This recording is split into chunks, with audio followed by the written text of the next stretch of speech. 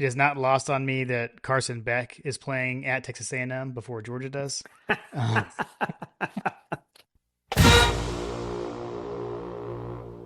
Welcome to My God a Podcast. I'm Jim Wood. In this episode, John Powell and I preview the opening round of the 2025 College Football Playoff. We talk about what we're looking for in the games, and we answer questions from you, our listeners. As always, remember to check out the newly redesigned MyGottaPodcast.com to see our latest merch. And you can follow us on social media at MyGottaPodcast. Finally, if you need help with your website or your online presence, head over to workingwebmedia.com/dogs. Now, let's join the conversation in progress. Back for another bi-week episode number 3 of the season. Yeah, it's a CFP bye week for all who happy CFP bye week for all who celebrate. Yes. Kind of weird. I realized a little bit earlier tonight. So we've been watching it. We finished up a show or a season 1 of a show with the girls. Entertainments. We watched Paradise with them. Hey, I just got done watching that too. Dude, great show. It's a good show with the dude from This Is Us. From This Is Us, yes, Randall. It was Randall, funny yeah. when we turned it on, because I had seen that season 2 was about to come out. So I said something to Kim. I was like, "Hey, we should watch it with the girls," and so we did. And they were like, "Is there anyone in this that we know?" And like he was all I could think of. But then I was like, "But you probably don't really know him." But then once it started, they knew James Marsden from I can't even think of the name. He was in A some lot of things. Yeah, he was in the Disney movie or Enchanted. He was in the Enchanted movies, so they knew him at least from that. But he's been in all kinds of stuff. Yeah, I was like he's Cyclops, all the things. Wasn't he in The Notebook? Was he in The Notebook? I don't know that they've seen. I don't know that they've seen that. I've seen. I think he was in The Notebook. Off the rails. When when that finished, I looked at my phone and I was like, "Oh my gosh, there's a bowl game on tonight."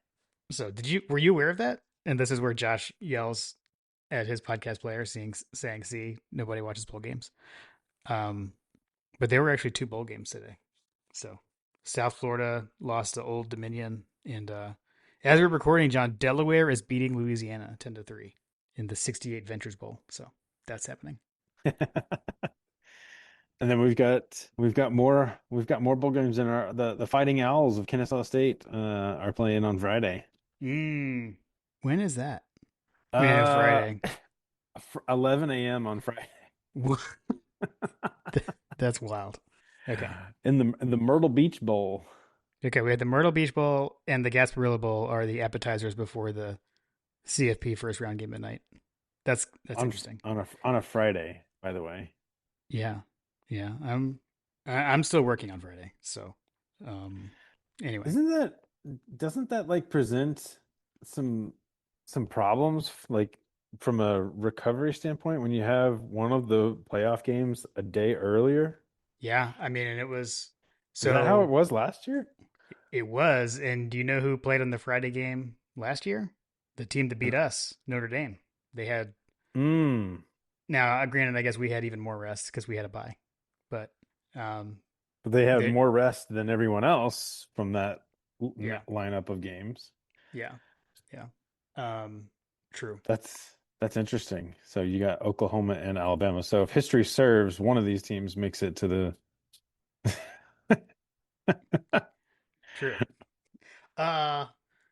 Good question. It wasn't, well, actually, yes. I don't know how they're doing this. So because last year it wasn't the 8-9 game that was Friday night. I can't remember what Notre Dame. It was Notre Dame, Indiana was that game. I can't remember what they were seated. So let's see. I guess that was the 10-6 or whatever. We could always look at the 2024 or 2025. But even the 8-9 winner won the whole thing last year. So for what it's worth, because that was the 8-9 winner won the whole thing. Yeah, Ohio State was 8. Okay. So if history serves, Oklahoma could be the next from the table from the Friday night spot. Right. I will say I do that though is where again like I think they did make a good change from last year to this year and change how the buys work and that it's just based on your ranking, not the whole like you have to be a conference champion to get a buy.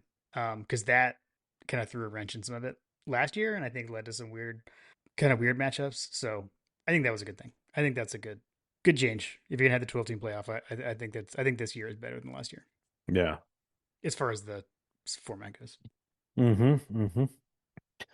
Yeah, the whole thing is definitely going to be interesting because you got some of these games are on like some of these games are on TNT and HBO Max. Like, what's going on? Yeah, ESPN. Then that was their last year too. I gotta say, like, I mean, honestly, like last year, I mean, I watched the Friday game. I watched that Notre Dame Indiana game. Then on Mm-hmm. Saturday with the three games, I was not like locked into the TV. I'll tell you that for those that first round.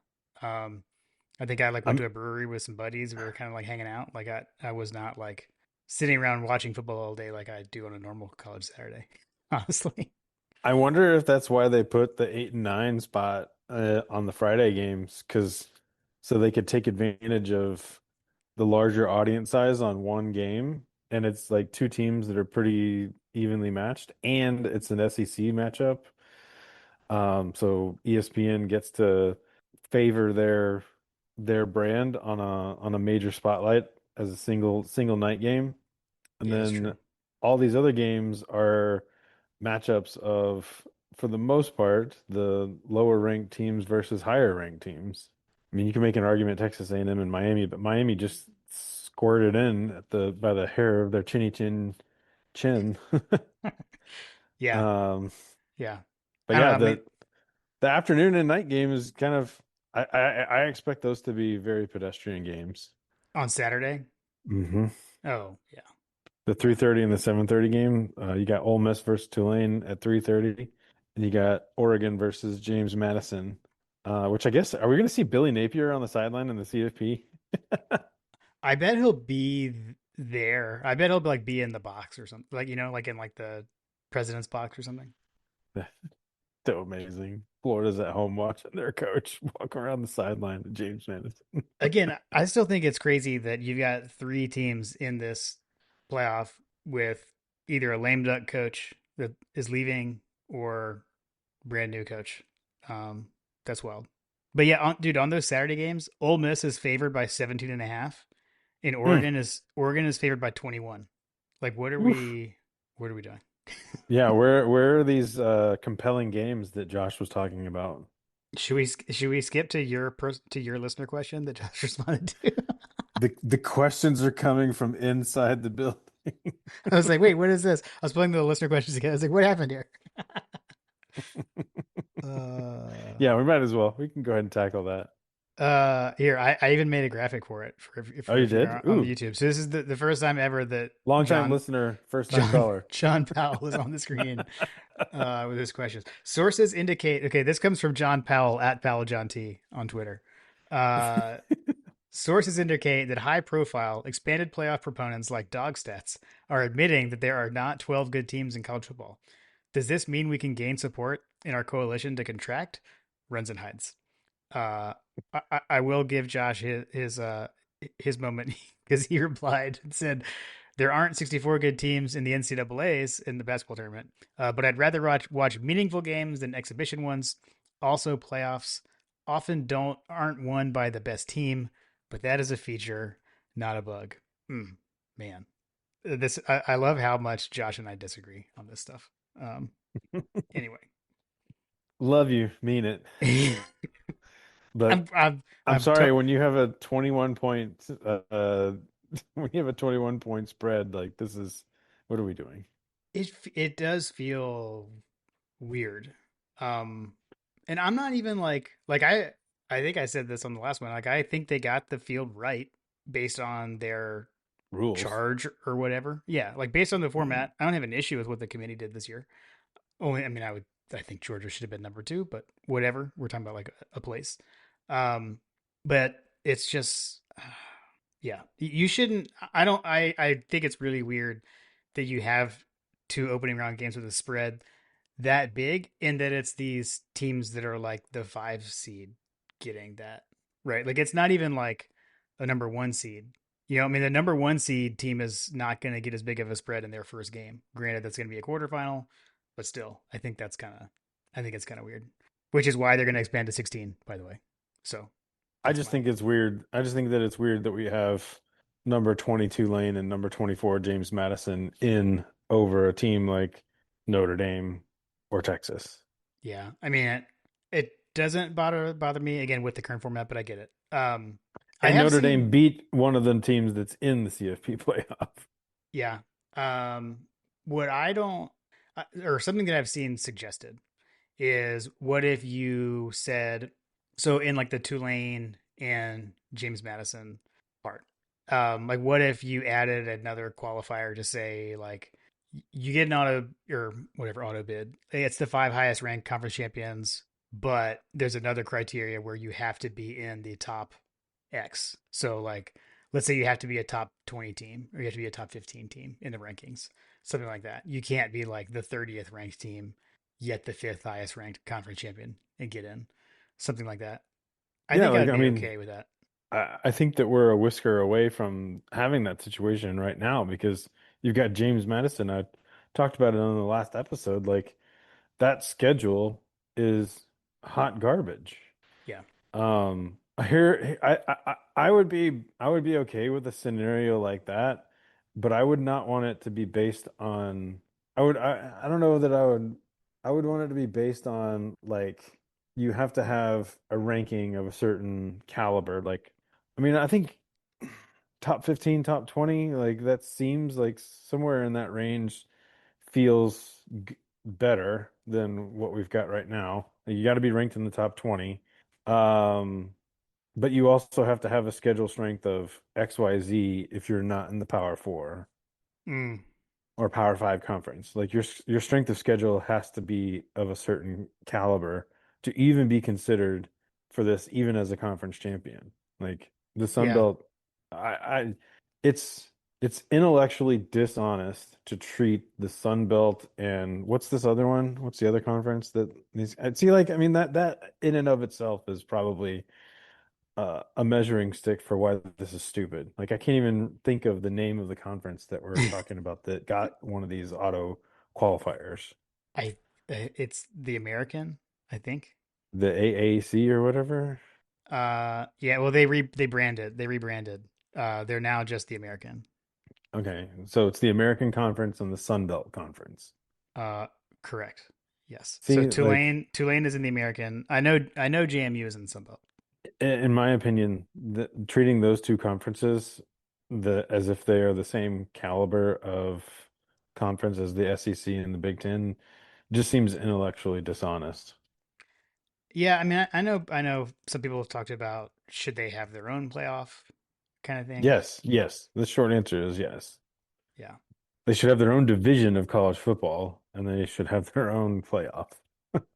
Yeah. I think Graham was talking about some similar stuff like that kind of feeds into a lot of this conversation is that some of these also rans even in Division One like um college football has largely become a like if you are a team like James Madison or Tulane where you have a player that maybe is able to or even in Indiana because I'm not so much convinced that Indiana is going to be a lasting team in a top five, top four kind of vein. I'm Yeah. not convinced that that's a sustainable situation for them, but I could be wrong. But I mean, Tulane and James Madison, by and large, are not going to be here next year. Is my expectation, and it's because they hit lightning in a bottle with a player here or there.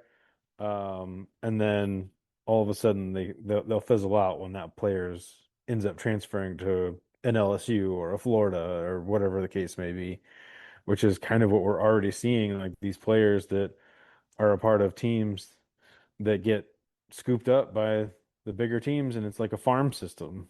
And we're already treating them differently from a player standpoint because the players don't even want to stay there. The coaches don't want to stay there. You mentioned Tulane James Madison they're already replacing their coaches. Like why if this is so great for the little guys and we're trying to like foster and build up this Cinderella story like that we get in college basketball, like to me it's just it's intellectually dishonest. Um it's not a sustainable strategy for these smaller schools. Ultimately, it's the Power Four, and that's all that really matters. Yeah, what if we added a qualifier that your coach, if your coach is leaving you, you're ineligible for the Yeah, playoff? seriously. Sorry, Ole Miss. I guess that would involve Ole Miss too. But I mean, I would say that it's not fair to the the players. yeah, Um, I know. it's not fair to the players, but at the same time, like we're living in a world where it's F them kids. You know what I mean? Right. Yeah. Bring on the contracts, as you say, John. Dude, I've been ever since this whole thing came out, I'm like, great, like let's just go ahead and fast forward to the contracts because this is the whole transfer portal situation is not sustainable as well. Like that's a whole other conversation, which we should probably talk about that and under this umbrella of these teams don't have coaches and even like the situation like what that's unfolding at Michigan where you've got a coach that's fired and then you literally have a recruiting class that by and large looks as if they were lied to or at least deceptively manipulated in such a way to get them to sign, get them on campus, get them enrolled, and get them into a situation that they would be very difficult for them to get out of, and then fire their coach. When the administration had and knew the information that they were using to fire him for. Yeah. Yeah. It's wild times um, in college football.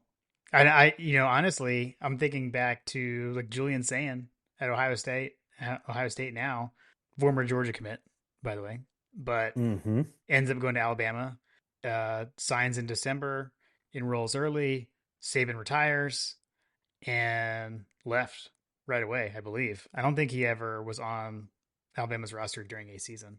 So, I mean, you say hard to leave, and I would agree, but could be done. We'll see. We'll see how they are able to keep that I can't together. remember when Saban retired though. Right, right. Like what was that It was timing? it What was was that after. timing? Well, it would have been in January. It was in Yeah. January because it was. I mean, I'm saying that because it was after they lost the Rose Bowl to Michigan. Mm. Okay. Dude, I'm floored by this whole. Um, so is it? I think it's Tulane's coach is going to Florida. If I'm getting my coaching Summerall, is that carousel his name? right, so he's going to Florida. He's poached Buster Faulkner from Georgia Tech to be his offensive coordinator, and now Buster Faulkner is bringing the Tech backup quarterback Philo with him. So that's wild.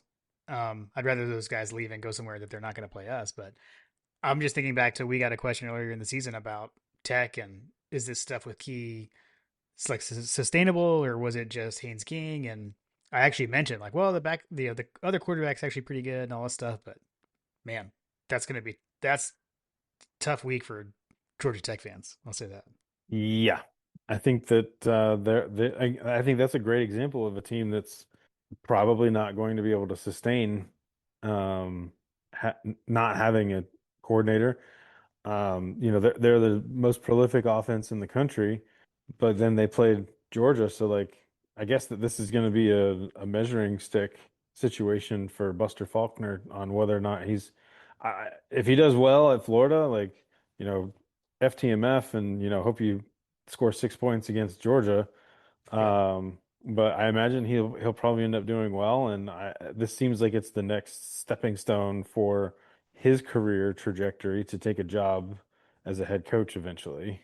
Yeah. That would be my guess is that he felt like he couldn't get a head coaching job as Georgia Tech's offensive coordinator, and I guess it is interesting to me that they went ahead and he took a lateral move because I kind of thought that it could have been done. Like he could have gotten a head coaching job, but maybe if he has success at Florida and, there's a higher profile job that he could potentially go to next. Right. But it is interesting that they took Philo. Like he's what he has like the passing record for Georgia high school or something like that, and Buddy's got Haynes King running his brains out. Yeah, I mean, and DJ Like, Lagway saw one look at that tape and was like, "I'm out of here."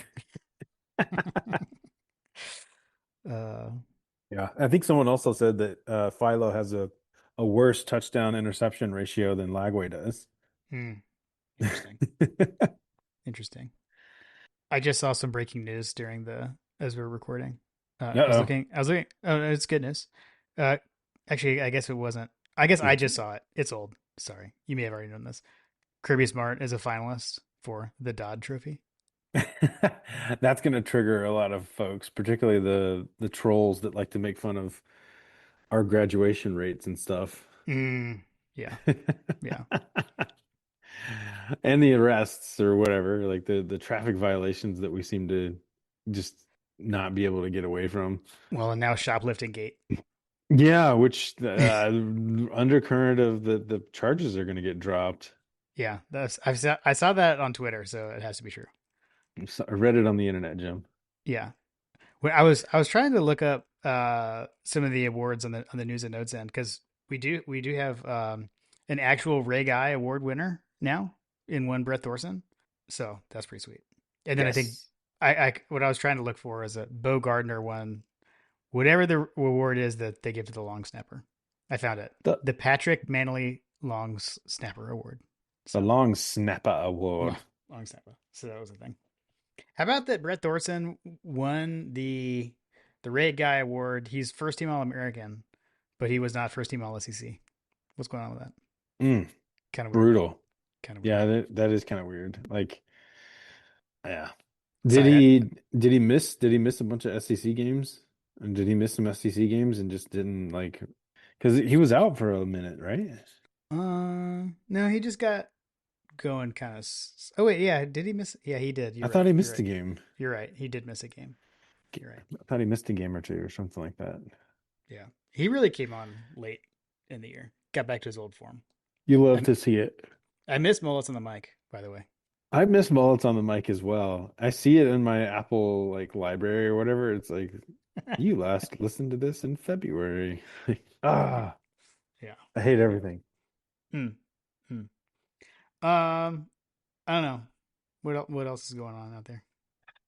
I don't know, man. I'm telling you I tell you what I don't like, which I feel like is going to be a unification for everyone that's like, oh, I want to expand the playoff. Oh, I want to contract the playoff. Like, I think we can all agree that having your school post that you've re-signed when Mhm. you're like a starting quarterback, like Arch Manning, like why are we making graphics for people like that to return? Like, where were you go? Where are you going? To quote Coach Hayes, like. Yeah. Can we please stop doing stupid stuff? I mean, that's nowhere on the level, nowhere on the level of Run It Back. Remember Run It Back from 2020 to 2021? That was awesome. Yeah, yeah. Like, just do that. Why do we have to say they re-upped their contract or whatever? I don't know. Someone's eventually gonna run a the decision video to on whether or not they're gonna come back. Mm. And it's like you were very clearly coming back. Like there's no way that you were not coming back. Right. Carter and I got into an argument today about whether or not Gunner was coming back. And he was like, "Oh no, he's been there for 4 years. He can't come back." I'm like, but he can. And I made him uh, Google it, and I made him Google it, and he goes, "Gosh darn it, you're right." It's like, Sorry, yeah, Carter. he's got eligibility, bro, and I would suspect that he's coming back for sure, but I guarantee you what you're not going to see is the University of Georgia putting out a graphic like that. No, no. We are what's important now. So, Yeah, I mean, I think the only thing that they might do is to like tongue in cheek kind of throw a nod to it would be like, I don't know, showing him driving his truck to practice or something like that. yeah. Yeah. Yeah. Post a picture of a cow. Yeah. Yeah. Um, yeah, college football is insane right now, dude. I just feel like that it's the freight train of greed, money, and growth is just on a collision course with sanity, reason, and logic. Um, I saw I we need saw contracts. We need contracts. We need buyouts for players. I think that if you start doing situations like that, then it will push people to not try to shoot their wad on a program like Texas Tech or you know, I I just think that there's got to be some way to prevent just this every year is free agency kind of thing. yeah. I want to see the Pac-12 come back. I know they actually are coming back, by the way. Like they're adding teams, but it's like Mountain West type schools. Um, I want to see it really come back and get the West Coast teams back out playing against each other. To me, that's actually my biggest issue right now is the conference over expansion and having these West Coast teams play in the Atlantic Coast Conference, things like that. I think Stupid. the conferences are too big. It's making for really weird schedules. Which, by the way, the ACC is playing a split schedule next year, where some teams play 8 games and some play 9, as a transition year to or something. Um, That is actually the moment that college football jumped the shark is yeah, like just imagine if Georgia, Alabama, and LSU and Texas A&M only had to play 8 games and and everybody everybody else else had to play played 9. 9. Yeah, absolutely wild. Absolutely wild. But I mean, this is all happening because the conferences have gotten so big and they're trying to figure out all the schedules. And I mean, that's how you end up with whatever Duke was, 7-5 or whatever. That's how they end up winning the ACC because these teams aren't playing each other, you know? So I don't know. 12 team, God, get off my lawn. 12 team conferences with 6 team divisions where it was perfect. So give me back to that. That's my bigger gripe right now, honestly, than the playoff and the other stuff. But that's not going Yeah. to change either. So whatever. I need to get used to it.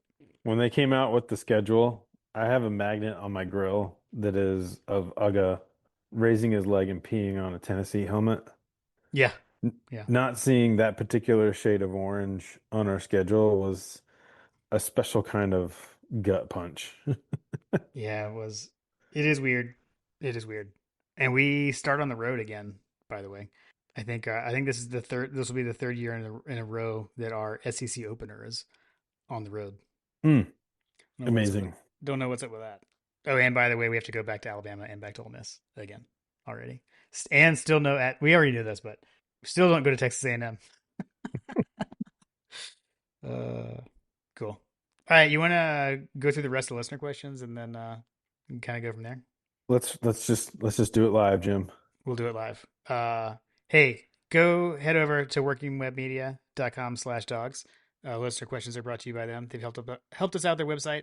Go check out their work, and they'll know that we sent you their way.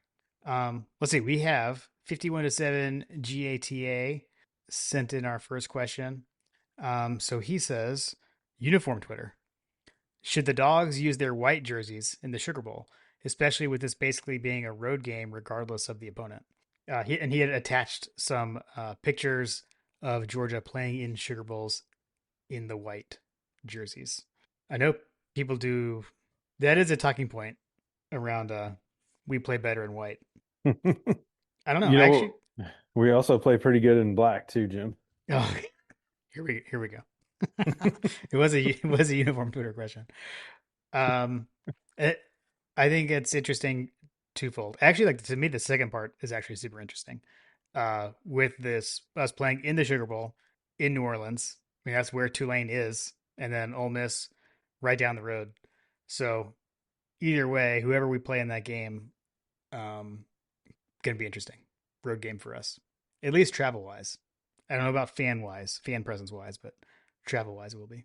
Yeah, it'll be interesting. I mean, I'm curious to see how this pans out because I've heard anecdotally that a lot of Georgia fans are potentially going to be sitting on the sideline for this game as a, rematch potential with Ole Miss, and then Tulane doesn't exactly present a whole lot of excitement from a fan exposure standpoint. Everyone's kind of assuming that Ole Miss is going to win, and so that rematch, coupled with the fact that the next games are in, Phoenix, and then you win that one, you got to go to Miami. So like, there's it gets expensive quick, man. And some people don't have PTO. And Yeah.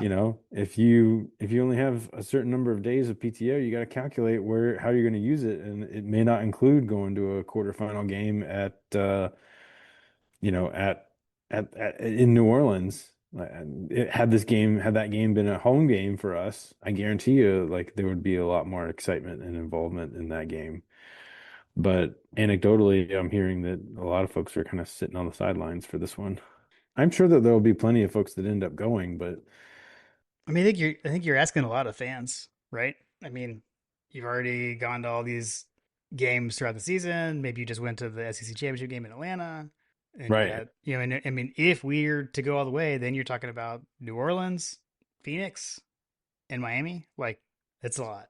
I also think they have it backwards. Like, the games this weekend, those should be at bowl sites. The teams that won the bye quarterfinals should be on campus, in my opinion, but Agreed. not the opening round. I don't see why those teams earn this great thing that the top four seeds don't earn. Seems kind of weird. And that's where you find out what everything really means and what everything is about is because the Bulls don't want their prestige taken away. Right, right, right. No, Because then just play them at the Pop Tart Bowl. I mean, yeah, whatever. um, College my football is so cooked. the it's low key cooked. The first part of the question though, I actually don't know. Like, so yeah, we're the higher seed. I assume we're the home team. I assume we do get to pick. But we're gonna wear red. There's no way we pick white. I'll say that. Yeah, whatever happens, I'm sure we're gonna end up in red. All right, let's go to Fletcher Proctor, where we have the basketball at least minute, because he started off the number 25 ranked Georgia basketball team. It feels so good. Dogs, number 25. I think the Cincinnati game was a game that Fletcher was pointing to preseason, asking us questions about before the season even started. And I don't know if you watched any of that game. There's a struggle in the first half. We actually looked not very good early in the game, but then finally started hitting some shots, although not really from the 3 point line, but tied it up at half and then just absolutely worked them in the second half. Dominated for the I'm trying to think of hoops giving, I think, in Atlanta. Um, and absolutely dominated that game. Dogs are ranked. You've got John Rothstein actually tweeting about Georgia basketball. What a time to be alive. It's pretty amazing. Well, they keep staying number one in the country in offense. Woo. Yeah. I That mean, yeah, bruh, I know. It was like I think heading into the Cincinnati game, we're scoring like 99 point something points a game. it's fun Absolutely to crazy. watch. Yeah. Yeah, dude. They are fun. Need to have the threes start to drop at a higher frequency in conference play. But hey man, this team is 9-1, and I think I have learned the roster for the most part now. I think I'm good. I'm broken in. I know who these guys are. Um, and how about this? Looking ahead, but we've also scheduled a home and home series with UNC with North Carolina. So Yeah, we're I gonna saw that. I saw yeah. that. So we'll be at Chapel Hill next year, and then I think 2 years after they'll do the return trip to Athens. So that's pretty sweet. That's fun. That'll be a fun one Yeah. to send a bunch of Georgia fans to what is it? It's not Cameron because Cameron's the one for Duke, right? What do they call it? You know what? I have no idea. Yeah, Like the Cameron is name Duke. the name of the Chapel Hill Stadium, I feel like has one of those kind of names, but I can't remember it. I don't know, like the Dean Dome. I know that's The that. Dean Dome. I know that's something they say. I think from for Dean Smith, but I don't know what the actual name is. Um. Okay. So Fletcher, hopefully that was. I think that was basketball minutes, even potentially. But he also said how many excuses is Bama going to use if and when they lose to Oklahoma? Is have you seen all the like Ty Simpson's back is hurt stuff? Did you see that floating around? I did see some. I did see a little bit of that. I mean, they've never lost a game when they had a fully healthy roster, or yeah. Yeah. The whole that whole concept is I mean, they're talking about that. They're talking about lights in Norman. Like, come on, guys. Like, there are I so missed that. many. You missed that? Yeah, what is that? So Jeremy Bernard made a comment that their struggles against Oklahoma in Norman as of recently is because the lights in Norman are oriented in a weird way, in a strange way to make it hard to see the ball. So Okay. like literally Jeremy Bernard was saying that they struggle in Norman, Oklahoma because it's hard to see the ball because of the lights are too bright. So effectively the lights are too bright for Alabama and Norman, Oklahoma, apparently. Dude, I was gonna say like he walked right into that one.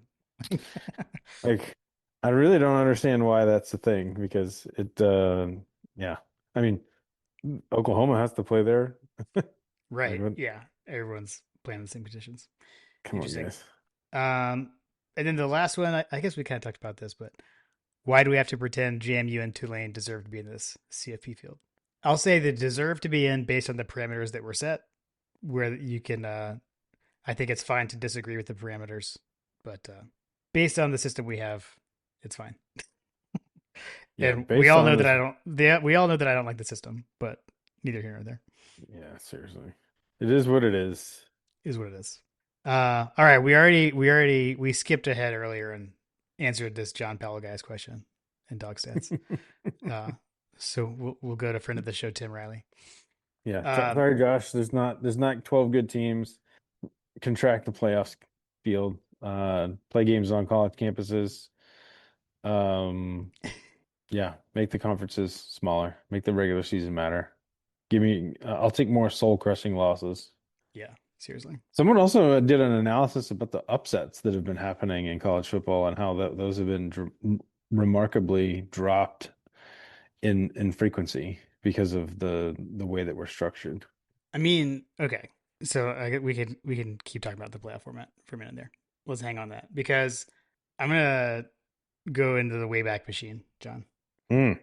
Remember when we went on I'm trying to remember what the show was called at the time. I think it was called Dog Sports Live with Josh and Graham, and we Hmm. sat and argued about playoff for like an hour before it expanded.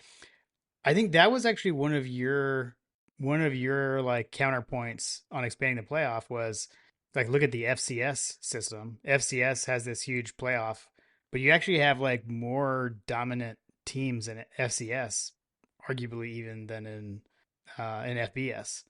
Like you've got like, and I'm not going to pretend to know which one it is, but like these like the Dakota State schools, like North Dakota State and like South Dakota State. I mean, those teams are like pretty dominant and they're like winning year after year, even with this, you know, big FCS playoff. So I don't think that, and I'm not saying this is the goal of it, but like the expanded playoff, I don't think like brings parity, you know, to the national championship winners.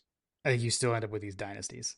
Yeah, I mean, basically you have the haves and the have-nots, and I think that you still have a situation where about the only thing that I think that the current platform is good for is um, helping players get identified that can then transfer to away from the have-nots to the haves. Right.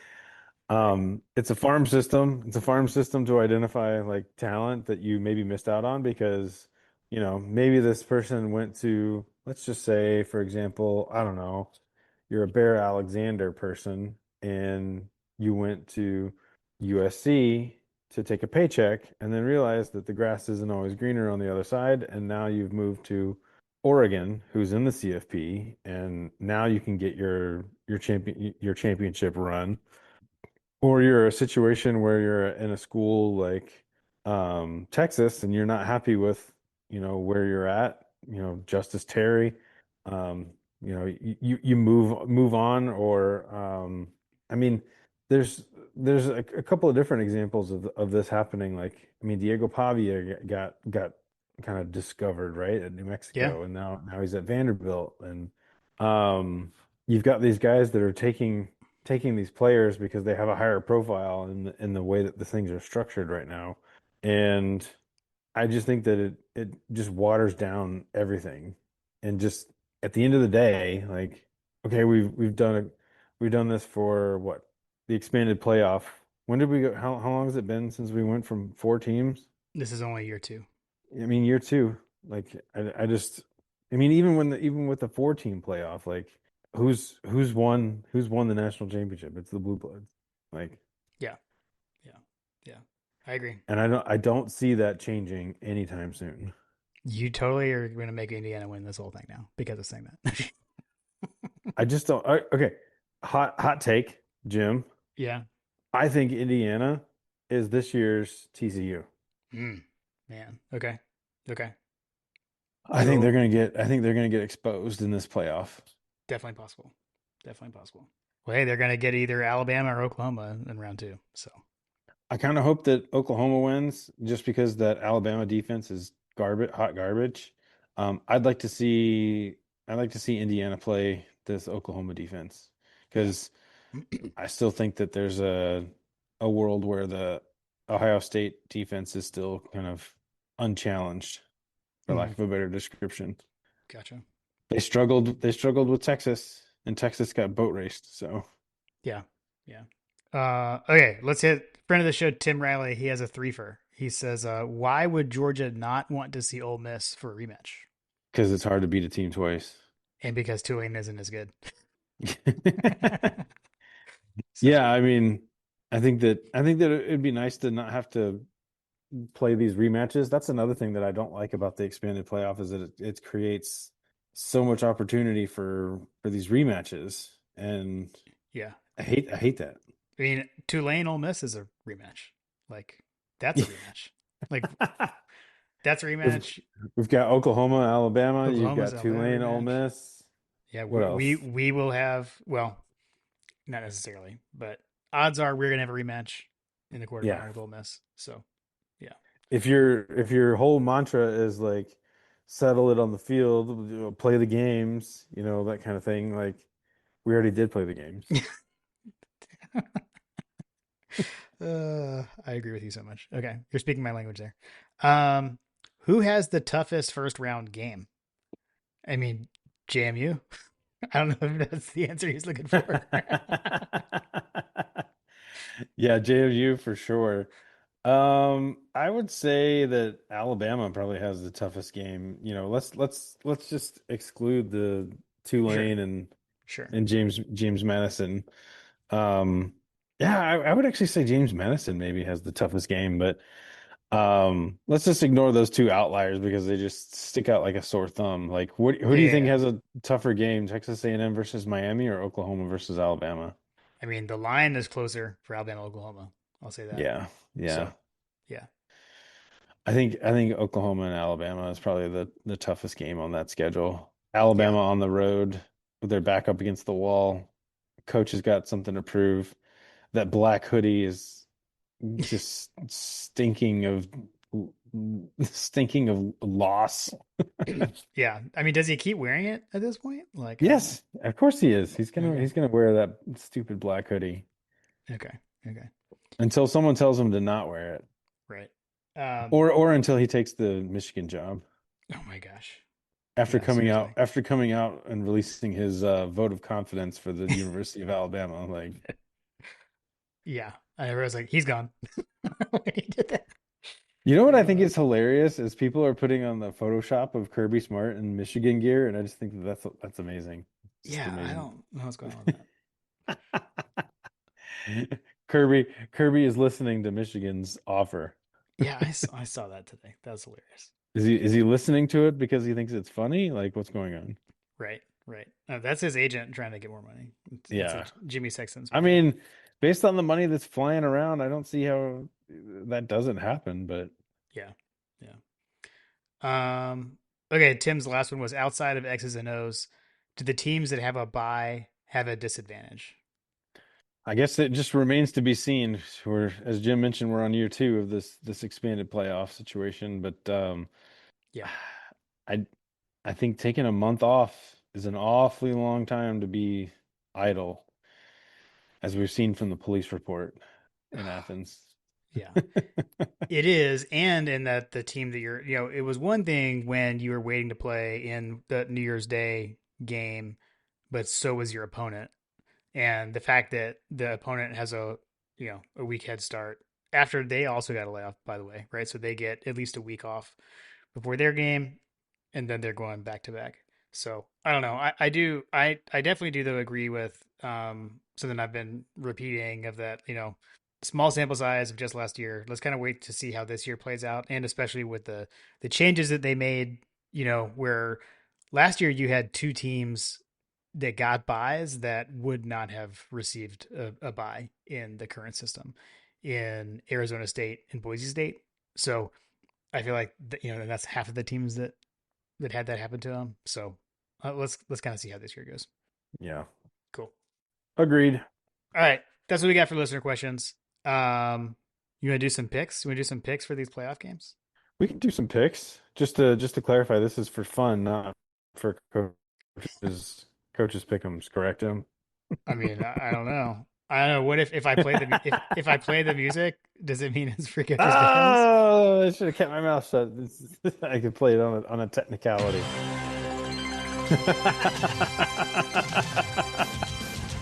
Oh my God! My God, a fresh Shenanigans. Put glasses on. 1980 rule, brother.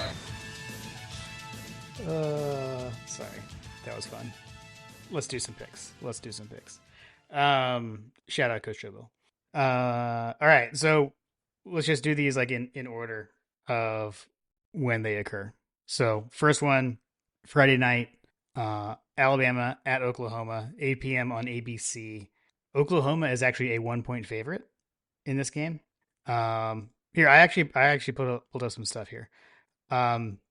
The CFB graphs, like Parker Fleming, he has Oklahoma winning super tight, 21.39 to 20.87. So definitely looks like it's going to be a close one. I went to Josh's and John's, what they've got, the dog stats at Speakeasy. He has the live win probability from what is it? I don't even know how you say it. Is it Kalshi? Kalshi? And it's like it's split at 50-50. Maybe this doesn't matter, but I just am looking at it from, is Oklahoma really going to beat Alabama the first three times they play in this, since Oklahoma joined? And I think, like, had I not seen what Alabama looks like when we played them, I would have taken Alabama as well.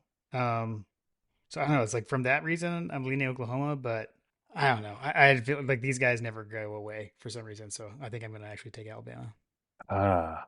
Um, give me Oklahoma and Norman. Okay. That's probably the smart pick. I think that they've got the home field advantage. They've got a wounded elephant, so to speak. Yeah. And as long as do we actually, I tell you what, I'm gonna make this basis a lot simpler. Is Jam Miller healthy? That is a great question that I do not know the answer to. Jam Miller injury. Let's see here. Oh, says that he is available. Jam Miller available for Alabama football. Um, when do they have they already posted? It's Wednesday. That they have to post the availability reports, right? That is an SEC thing. So that's a conference game thing. Is this a conference game? I mean, technically, no. Good question. Got it. So they don't have to post injury availability. They don't have to post availability. I do not believe they do. Yeah, that's my Okay. understanding. Yeah. I'll still take Oklahoma, but yeah, Oklahoma definitely if Jam Miller is unavailable. Okay. Okay. For the reasons that I stated in our review episode of this game. Yep. Yep. Yep. Okay. Let's see. The next game up Saturday, the 12 o'clock kickoff on ABC. You got number 10 Miami at 7 seed Texas A&M. A&M is favored by 3.5, and it is not lost on me that Carson Beck is playing at Texas A&M before Georgia does. Got Um, him. um, I'm actually not sure about this one. So A&M's running back that's been hurt is like still hurt, and I think that he's kind of like questionable on if he's going to be back or not. Um, I'm going to go with A&M just off defense because I think Carson Beck will probably like start turning the ball over. But I actually do think this could be a good game. Give me Miami on this one, Jim. I Ooh. think Texas A&M is about as fraudulent as it gets. Okay. Okay. All right. Um, next up, the 3:30, and then like I don't know, I can't believe these. Do we need to pick the other two games? Number 6, Ole Miss hosts 11 Tulane, 3:30 on TNT. Ole Miss favored by 17.5. What is going on? Yeah, I'm gonna take Ole Miss on this one, Jim. Yes, I agree. And then I don't know, like that should be a playoff game. Sorry, I need to stop being so negative. Um, rounding it out, Saturday night, JMU, number 12 JMU at number 5 Oregon. Oregon favored by 21 points. Dan Lanning makes it back to the quarterfinal. Ducks roll. I'm curious, Ducks roll, yeah. I'm curious what is the weather report for Eugene? Mm, Let's see here. It's supposed to be a high of 48 degrees. Just trying to see, is it gonna be snowing there? High of 48, low of 38. Does not appear to be snowy weather conditions. Yeah, give me Oregon in this one for sure. I was just wondering if we were gonna potentially see a blizzard bowl. gotcha. What's College Station's weather like at Kyle Field Isn't on College Saturday? Station like hot? Uh, yeah, it looks like it's like 50 right there right now. So never mind. Yeah, warmer. It's a warmer. I did see someone saying that Norman could potentially have had snow, but um, I think it's going to be fairly warm there. Gotcha. Well, cool. Well, That's what. that's your CFP Yeah, first round it's going to be items. 68 degrees in Norman. Okay. So no snow stuff. I do think that Indiana Notre Dame game. I feel like there was light snow last year, if I remember, but could be wrong. All Yeah, right. like those are all reasons why like we should be playing some of these games on some of these college campuses. Because I mean, if you were playing in Indiana and it was you're playing a team from the South, like that's a major that's a major benefit. Yeah. 100% for sure. Look, cool, man. Apologies on the schedule. I am unable to read text messages apparently. So sorry. As we're You may trying be to. reading this Saturday morning. So my bad on that. But yeah, no, it was fun to get together, preview this. And then we got to figure out the timing, but at some point we'll at least after this weekend, um, we'll be back to preview the Sugar Bowl against whoever we're gonna play. Yeah, we're gonna have to at least wait until after the Ole Miss game. So, Yeah. um, Ole Miss Tulane, so we see a winner.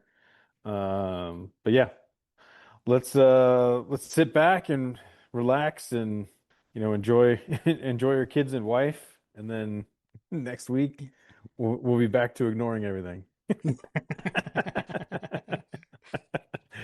Go uh, dogs. Go dogs.